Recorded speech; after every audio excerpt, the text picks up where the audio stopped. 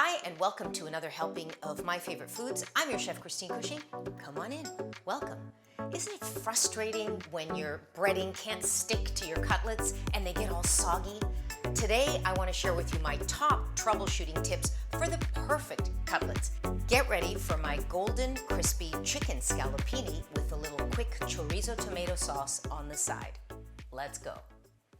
Yes, the cutlet can go south in many ways, and I want to share with you some great troubleshooting tips. Step one, we're going to make a quick tomato sauce.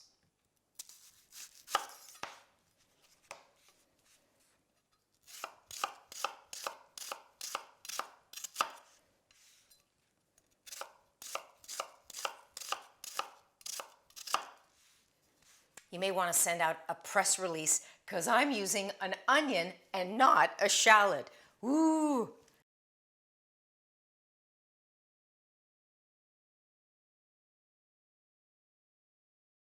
Start the sauce over medium heat, a little olive oil in the pan.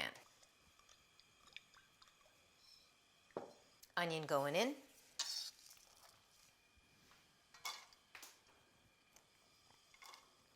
So I just want my onion to sweat a bit before the garlic goes in. Once my onions have sweated a bit, I'm going to add a little sausage.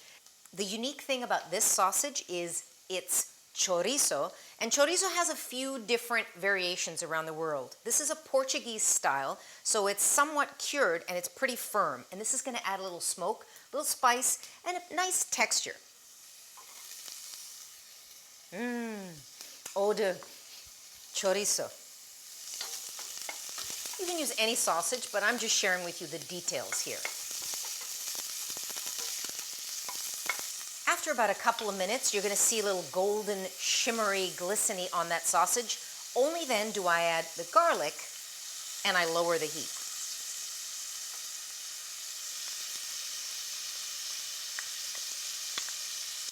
You can't stand how this smells so good. Once the garlic is in, I need to be on alert because it will burn really quickly. Tomatoes are going to go straight in.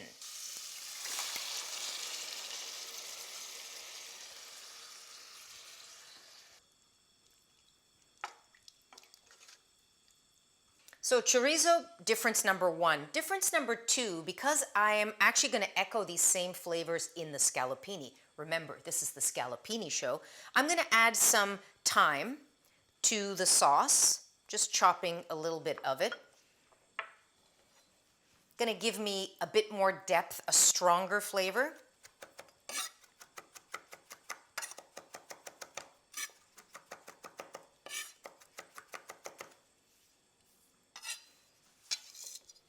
Going in. In addition to the thyme, going in with a little dried oregano. I always go Greek, but whatever you got. Intensity.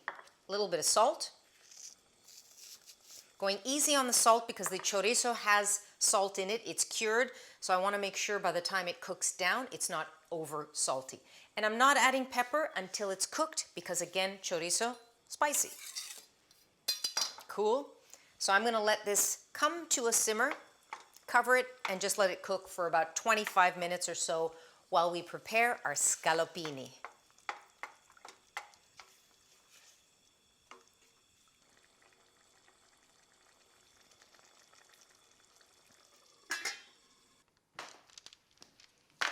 Sauce is simmering. Let's get to the scaloppini.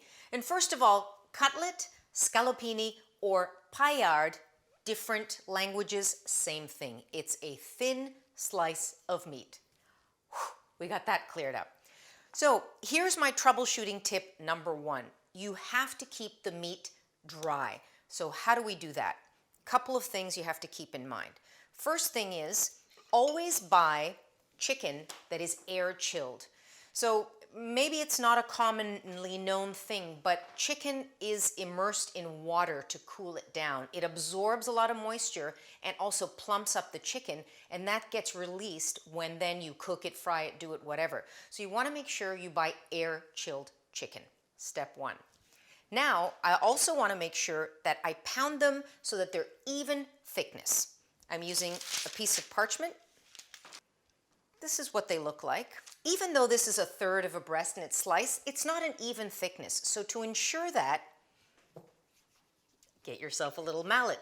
If you don't have a mallet, you can even use a rolling pin. Covering, and very gently, using the flat side, so this side here, I'm pressing down and pushing away.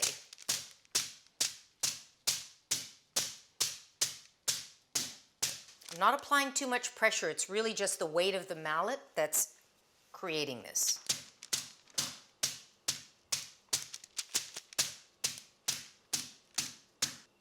Let's take a peek. You see how it's nice and evenly shaped now? Okay. If I apply too much pressure, I'm going to start to break it up too much. So this was exactly what I wanted to do. Because I added that beautiful thyme and oregano to my sauce, I'm going to echo those flavors right in the breading. So a little bit of chopped thyme. You can use dry thyme if you like, if you must. I'm going to chop that up.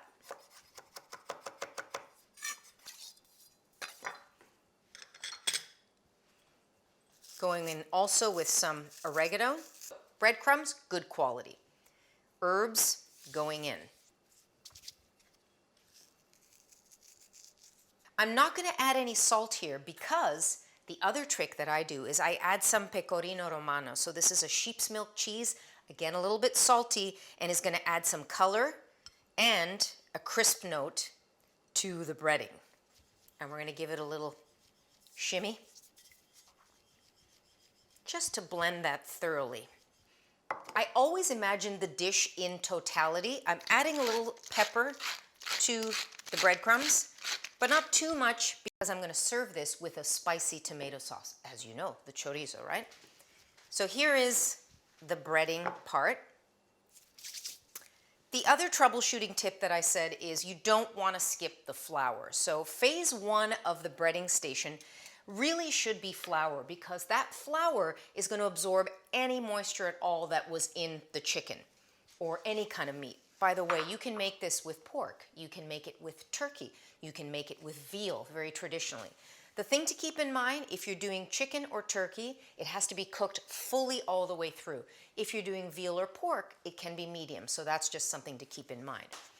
Taking a paper towel and just pressing down, I can see that these scaloppini are dry, but if you see any moisture, just make sure, take a paper towel and just press down. We need a couple of eggs for our breading station. Eggs are the glue.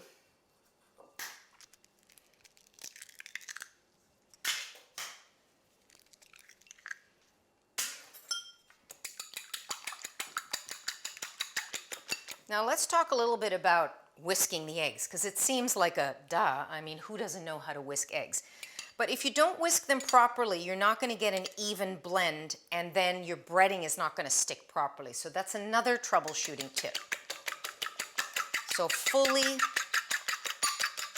whisk your eggs. You want to see a straight line. You don't want any. This is looking really good. You see how it just drips without stopping? The other trick that I use here is I actually season the egg mixture as opposed to seasoning the meat. When you season the meat, you can do it if you're going to make it right away, but it tends to draw a little bit of moisture out. So I like to season the eggs, maybe a little bit more than you would because you're going to dip everything in here.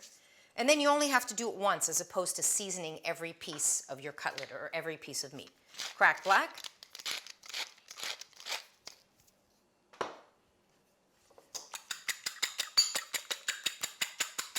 We're ready to bread this baking dish.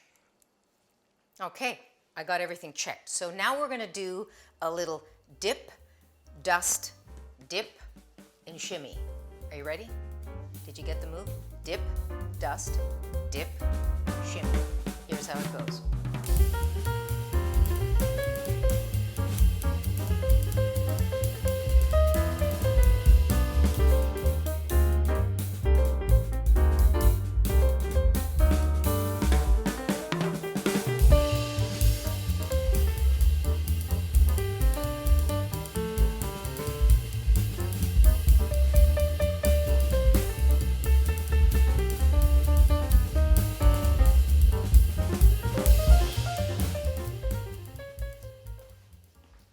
Okay, these are done. Now it's time to fry. High heat olive oil. This is a shallow fry. We're not putting in tons of oil here. Troubleshooting tips continued. The temperature of your oil is key. So if you're going to start adding these to a warm pan, the oil is going to be absorbed by those breadcrumbs and you're going to get, again, a soggy crust. So you want to make sure you have nice temperature. You don't want it to be smoking, but a nice temperature. You can see the oil is shimmering. That's what a nice temperature means. What does a nice temperature mean? A nice temperature, 82.5? I don't know. It should be shimmering. And next tip, before I even do it, don't crowd the pan. Here we go.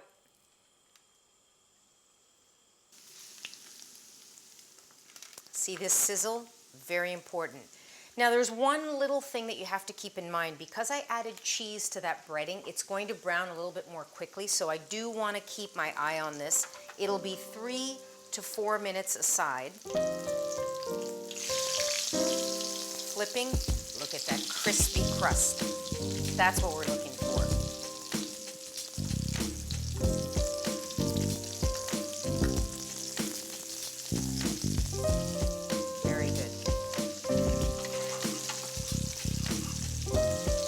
Once I flip it, I can turn it down slightly because my temperature is quite high at this point. So it's, again, walking that fine line.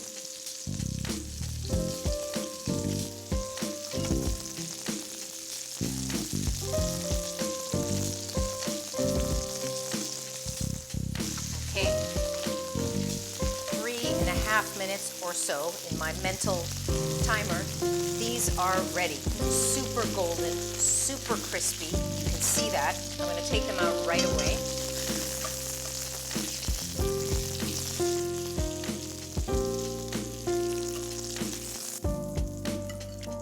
How fantastic do those look? The smell, the pecorino romano, is really that sheep's milk, salty cheese. I can already smell it in the air. Remember, we had a little tomato sauce that's been simmering on the back burner, so that's going to just come and give a little something on the side. Oh, yeah, look at that. The chorizo, crazy. So this is a nice chunky sauce that has intensity because I really wanted it to play off well with these intense flavors, the thyme, the pecorino romano, and this is the texture that I want. Look at that. Half hour. It's time to taste. Look at how super crispy golden this looks. Listen for the crunch.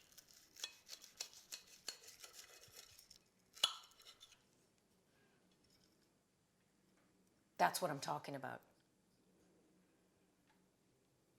Crispy outside, golden brown, juicy inside, fully cooked. Boom. That's what I want you to accomplish. Let's taste it before I add some tomato sauce.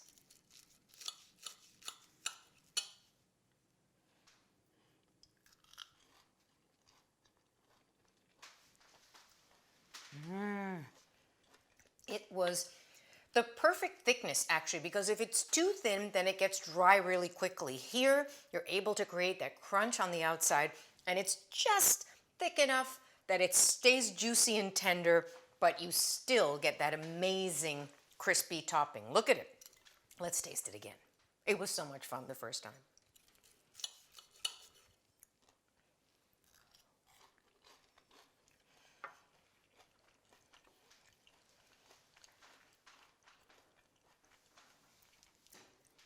Wow, that would make a heck of a sandwich, I'm thinking, but it also would make a great little plate.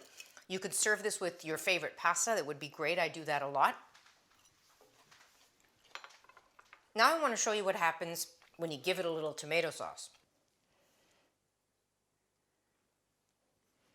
Again, I don't want to smother it because the sauce is going to make it softer, right? We want to keep that crunch. The smell of these things together, whoa. Look at that. Seriously.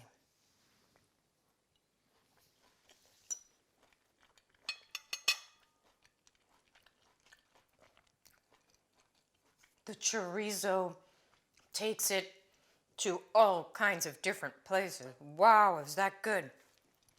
So no more frustration with soggy cutlets. With all my pro tips, troubleshooting, you are going to be a master cutlet maker.